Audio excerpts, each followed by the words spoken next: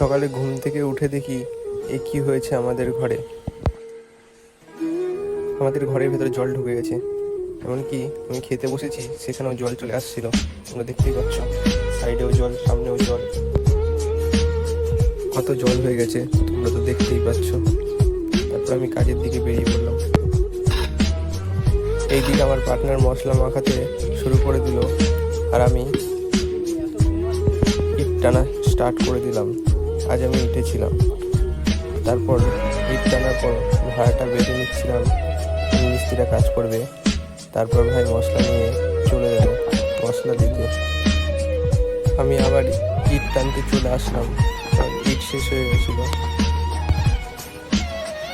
এদিকে এসে মিস্ত্রিকে ইট ধরিয়ে দিলাম ভাড়াতে, তারা গাঁথনি করবে, তাই ভাড়াতে ইট তুলে দিচ্ছিলাম। আজকে আমাদের একটা 10 ইঞ্চি